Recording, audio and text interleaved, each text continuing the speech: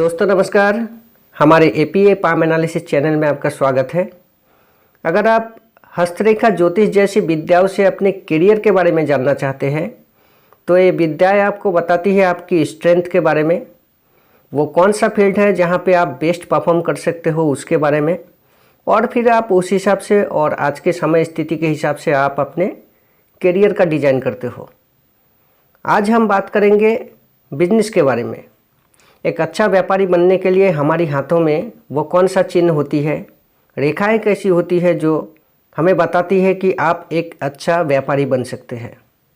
तो उन रेखाओं और चिन्हों के बारे में आज हम चर्चा करेंगे। तो चलिए चर्चा को शुरू करते हैं। बिजनेस व्यापार के लिए सबसे पहले आपको अपनी हाथ की अंगूठा, हाथ की आकार और उंगलियों पर ध्यान देना होगा। हमारे अंगूठा का 2 भाग होता है। जैसे बाकी उंगलियों में 3 पर्व होता है, ठीक वैसा ही हमारे अंगूठा 2 हिस्सों में बटा होता है। पहला भाग जो हमारी विल पावर को बताती है, जो हमारी हिम्मत, हौसला और इच्छा शक्ति, आत्मबल कैसा रहने वाला है उसको बताती है। और दूसरा पर्व होती है हमारी लॉजिक यानी तर्क शक्ति। तो जितना हमारी अंगूठा के दूसरा पर्व के मुकाबले पहला पर्व जितना बड़ा होगा, सशक्त होगा, मजबूत होगा, उतना ही व्यापार के लिए इसे अच्छा माना जाएगा। क्योंकि ऐसा व्यक्ति व्यापार में आने वाली हर चैलेंज, हर मुश्किलों को काफ़ी अच्छी तरीके से संभाल सकता है। इसके बाद हाथ की आकार जितना स्क्वायरिश शेप का होगा, चौकोर किस्म का होगा, उतना ही व्यापार के लिए अच्छा माना जाएगा। प्राचीन शास्त्रों में हमारे उंगलियों की तीनों पर्वों को अलग अलग प्रधानता दिया गया है। पहला पर्व जो हमारी मानसिक आध्यात्मिक जगत को बताती है, दूसरा पर्व हमारी भौतिक जगत, और तीसरा जो सबसे नीचे वाला पर्व होती है ये हमारी निकृष्ट या निम्न जगत को दर्शाती है। तो ये तीनों पर्वों का अलग अलग महत्व दिया गया है। व्यापार के दृष्टि से हमारी भौतिक जगत का विकसित होना अच्छी मानी जाती है, जो कि ये बीच वाला क्षेत्र होती है। ये जो बीच वाला पर्व है उंगलियों के दोनों पर्व के मुकाबले बहुत छोटा नहीं होना चाहिए। उंगलियों के बीच वाला पर्व जितना बड़ा होगा, व्यक्ति में व्यापारिक क्षमताएं उतने ही अधिक प्रभावशाली माना जाएगा। इसके बाद हमारी अनामिका उंगली, ये बताता है व्यक्ति की रिस्क टेकिंग एबिलिटीज़ को। व्यक्ति के अंदर व्यापार में रिस्क जोखिम लेने की क्षमताएं कितनी है, क्योंकि व्यापार में रिस्क बहुत होता है और लॉस होने का भी खतरा रहता है। और व्यापार में जब तक व्यक्ति रिस्क नहीं लेगा तो ग्रोथ कैसे मिलेगा। और इसके अलावा भी व्यापार में विभिन्न तरह का रिस्क तो होता ही है। तो वो रिस्क उठाने की कैपेबिलिटी अच्छी होनी चाहिए, जो हमारी अनामिका उंगली से पता चलता है। जितना हमारी अनामिका उंगली लंबी होगी उतना ही व्यक्ति के अंदर रिस्क लेने की क्षमताएं ज़्यादा होगी। ऐसे बहुत लोगों के हाथों को मैंने देखा है, जो लोग शेयर बाज़ार, स्टॉक मार्केट, इस तरह के बिजनेस में इन्वेस्ट करके बहुत अच्छा मुनाफा पाया है।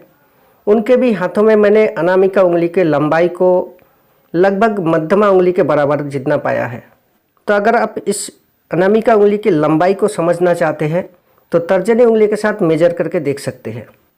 जितना आपकी अनामिका उंगली की लंबाई तर्जनी उंगली से ज़्यादा होगा, जैसे इस हाथ में आप देख पा रहे हैं, तो इसका मतलब आप में रिस्क लेने की कैपेबिलिटी अच्छी है, जो व्यापार के दृष्टि से अच्छी मानी जाती है।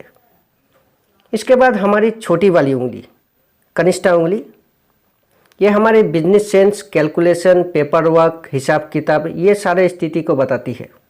आप कितना अच्छी तरीके से इन सारे मामलों को मैनेज कर पाएंगे, ये इस उंगली की लंबाई से पता चलता है। अगर आपकी कनिष्ठा उंगली थोड़ा ज़्यादा लंबी हो, जो अनामिका उंगली की पहला भाग को छूता हो या इससे भी ऊपर हो, तो मतलब ये सारे मामले आपके ठीक ठाक रहने वाला है। इसके बाद मरकरी माउंट, बुध पर्वत, जो यह वाली एरिया होती है। व्यापार के लिए बुध पर्वत का एरिया अच्छी होनी चाहिए।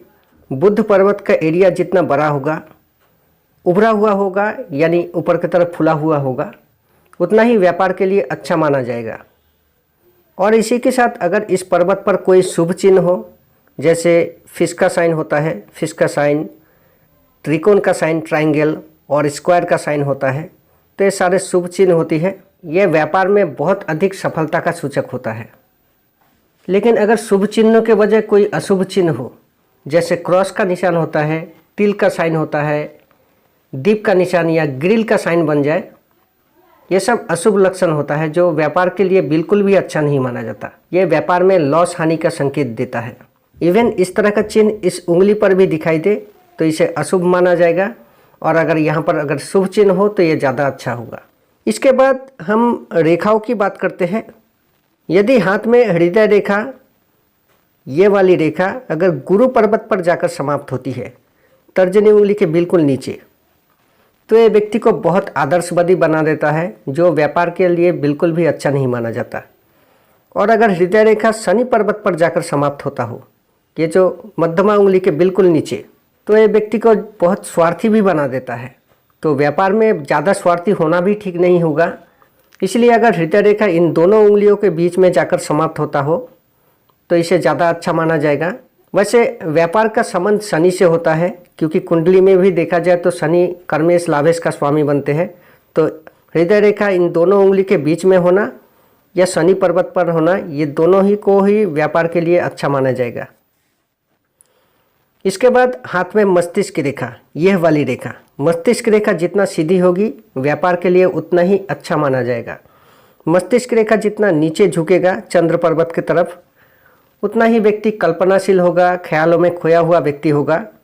जो कलाकारों के लिए तो ठीक है, लेकिन व्यापारियों के लिए मस्तिष्क रेखा जितना सीधा होगा उतना ही इसे अच्छा माना जाएगा।